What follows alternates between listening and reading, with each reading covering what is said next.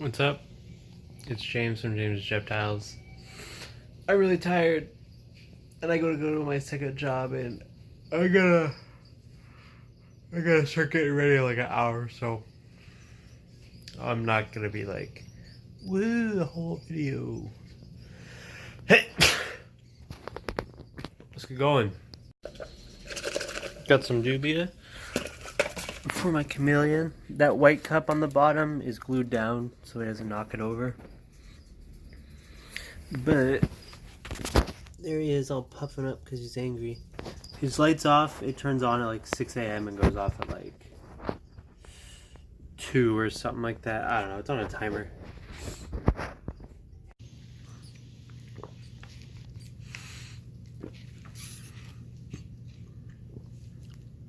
I gotta feed all my crickets.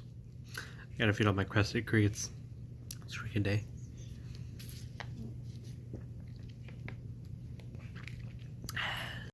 This is what I keep my crickets in. I get crickets once a week from work. Look, I even labeled it. I forgot I did that. 7.5 gallon Sterilite. It's a really tall one, actually. It has this little lip on the inside, but they can't get out. I've washed the bottom out once. And if I have crickets that have been in there for a while and are getting gross and some are dying, what I'll do is I'll just scoot everything to the front. Of course, one got out, as I said, they never get out. Scoot everything to the front, and then move the cardboard to the back, and they'll go back to the cardboard, and then you can just scoop out the dead ones if you want. Sometimes I just leave them.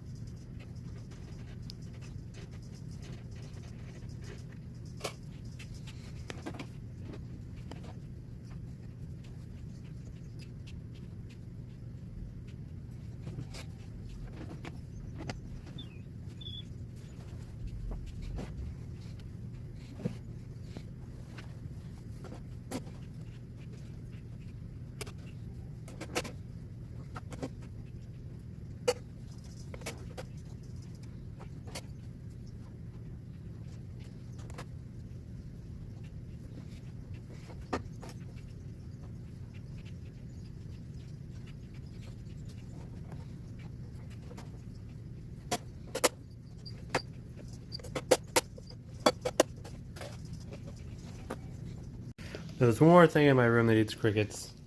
I don't feed him like a chameleon because they escape out of his cage, but that's my Amazon milk frog. They go by a lot of names, but it's actually not mine. It's actually a buddy of mine. We bought a pair of them. We were gonna try to breed them, but mine. I was just gonna keep both of them since I had the room and he didn't. But mine did not make it. And his is doing great, and he still doesn't have the room, so I just keep it and I feed it for him. What's up, guys? So you just saw me feed a bunch of animals, and I do like to talk about serious, important animal stuff on my channel.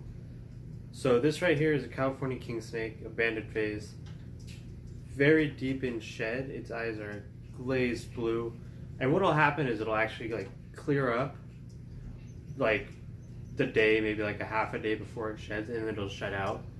And when they shed out, they're really beautiful. Snakes in general, just right after a shed is when they're the most gorgeous. But I want to put some myths to rest. A lot of people say that you're not supposed to handle your snake right before a shed, that your snake won't eat while it's in shed, and that you shouldn't handle your snake 48 hours before or after it eats, is another one I've heard.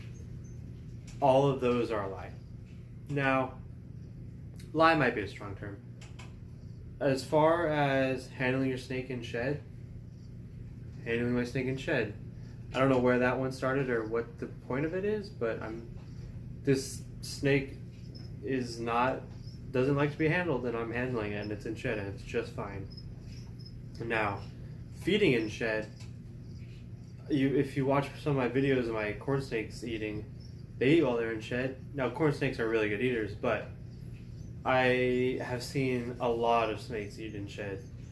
The only ones that I probably wouldn't suggest, just because it'd be a waste, is really picky eaters, because they're more likely to refuse, but they'll still do it. That's what I'm saying. That's what I'm trying to get at, is they'll still eat. And then handling 48 hours before and after. Now, before I feed, I always change the water and I spot check, and I'll even hold my snakes, and I'll clean out their enclosures, and I'll put them right back, and then I'll feed them, and they eat, and I hold them and they eat, and then I fed last night. 2 hours later, I was holding my albino cow king. Didn't regurgitate. Ate two frozen thawed hoppers, which were kind of big for it, and by the time I was holding it 2 hours later, they were probably down here, like a little past halfway down its body. Even if it wanted to regurgitate, it'd be really hard for it to do it. So it knows it's not going to. It knows it's fine at that point. And now, don't hold me responsible if your snake regurgitates when you're holding it. But I think that rule is a little stupid. I think you have to understand your snakes and understand the animal. And there is taking some risks there. Like maybe it can regurgitate. Maybe you want to hold it right after you feed it. Maybe that's probably not a good idea. Some people hold their snake and feed at the same time. How does that work if you can't hold it 48 hours before or after? It wouldn't. That's impossible. But people do it. So don't take everything you hear online so seriously, especially on Facebook. There are a lot of misconceptions on Facebook and in big pet stores. If you want the right information, I say either a local reptile shop where the keepers actually keep the animals, or online on forums, but yeah, that's it, forums. Go to forums. Go to forums and meet people in your area that keep animals. Today is Wednesday. Next Friday, I'll be going to the NorCal Herpetological Society meeting. I'm going to try to start going every month. I'm going to request Friday nights off at my second job, which shouldn't be a problem. It's slow season anyway. But I'll be there, and it's a great learning experience. There's all sorts of prizes if you get the little tickets. So it'll be a fun time. I don't know what else I'm going to do for the video. I probably threw something in after that speech, and now I'm just back talking again. But this is just me filming the outro before I sat up and filmed the bit before this. times new relative in YouTube. I'm James from James's Reptiles. Like, subscribe, share, Instagram, Facebook, Twitter, James at jamesreptiles@gmail.com, and I'll see you next time.